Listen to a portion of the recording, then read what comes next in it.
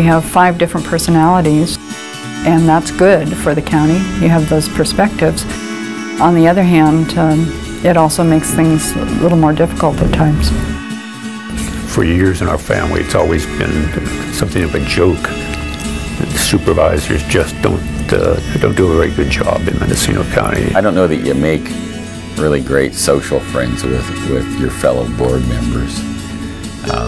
It makes for hard times when you don't agree. The supervisor must be able to absorb a huge amount of apparently unrelated information, understand enough detail about how each one of these issues works, and fit them together and make today's decision in the light of the past and with the vision of the future. And of course respond to the 18,000 constituents that somehow put them in office. Welcome to America.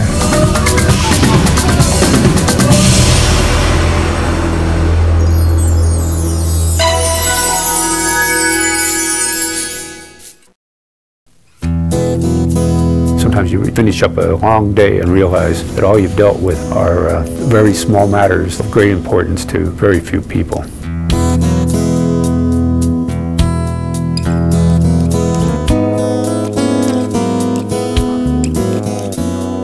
I think Richard is as solid as they come. He's smart, he's thorough. I think he's overextended. I think he tries to run his business. He's got some issues, family issues. I think they get to him at times. The supervisor's job has had a big effect on my family life. Right before my first re-election, I ended up in a divorce.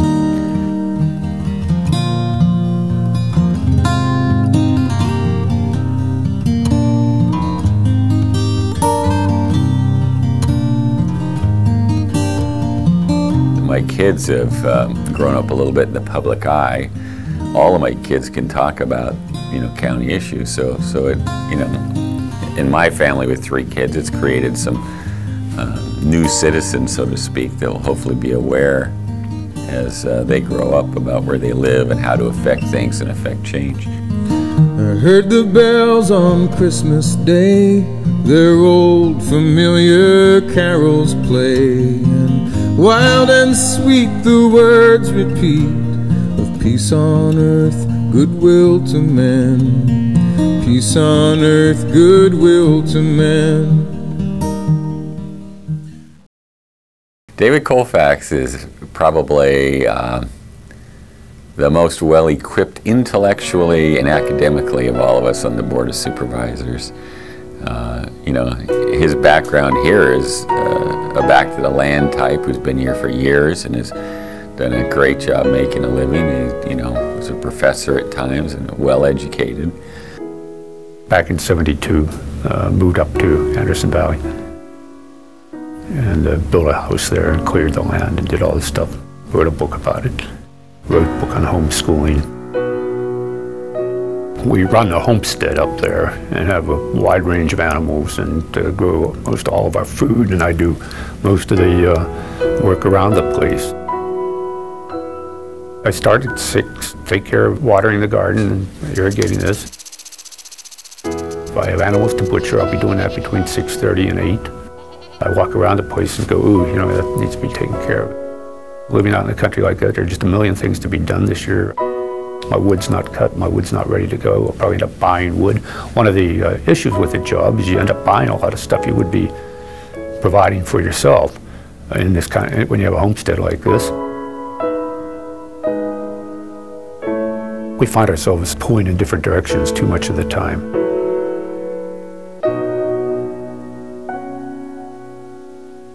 David can be a little volatile in the boardroom at times, being pretty hard on other board members and staff members. Richard would be the one who is by far the most politically tuned in, the one who I don't think he gets up in the morning without figuring what the political implications of it might be. He and Michael go head to head more often than they should. You could almost predict when one or the other was going to blow it on a certain issue, and it was almost as if they were poking each other at times to try to provoke a response. That's the most challenging relationship for me, is my relationship with Michael. Richard works very hard, but we have different approaches to resolving issues. You know, bluntly, I'll say I think Mike works too secretively at times. We have different styles. When you look at Supervisor Delbar, he's more rigid than the rest of us in his political agendas. Because of that, you might say he's more predictable. I think Michael is probably as smart as anybody on the board. His ideology gets out there sometimes. He's his own worst enemy. David and I agree on a lot of issues, maybe for different reasons, but from a political perspective, we're not exactly on the same page. Michael's worst feature is his getting angry and kind of digging in and letting everybody know that he's angry. I'm there to represent the folks and do what's best and not play games. And I don't like those who do play games. That's frustrating for me, and that's termed a weakness. Mike has a little bit of a hard time, but he's got a great sense of humor once you get underneath the tough guy persona that he has, cowboy persona, and that's he likes that. The other life outside the boardroom, outside the elected official life, is one on the family ranch.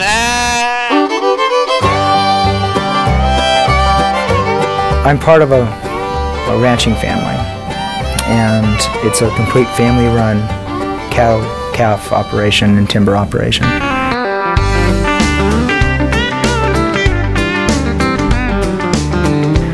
It's a lot of work. It's not necessarily a profitable venture, but it's a lifestyle, and it makes enough money to pay the bills, and we enjoy it, and it's very rewarding.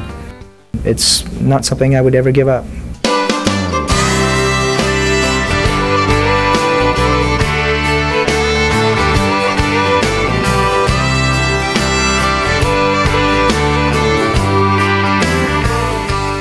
We've had a couple of supervisor clashes, and I think we've come a long ways in working better together and just putting that aside. Patty has spent an awful lot of time attempting to accommodate Mike, as we all do. I think Mike may find himself somewhat isolated.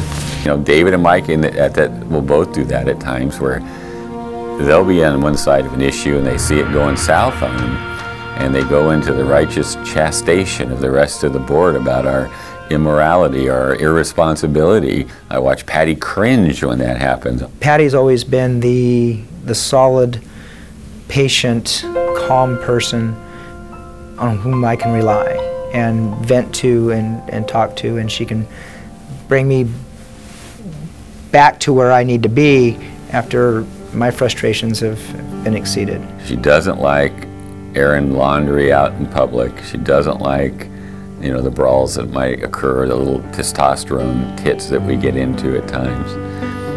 I've seen Patty become kind of emotionally attached to some of the issues that makes it tough for her and makes it for tough decision making.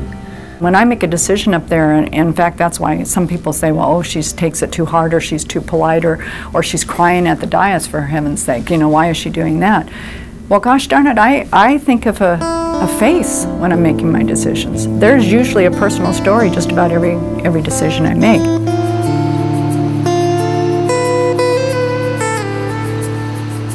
I was a teenage mom and a teenage divorcee. My mother died at 16.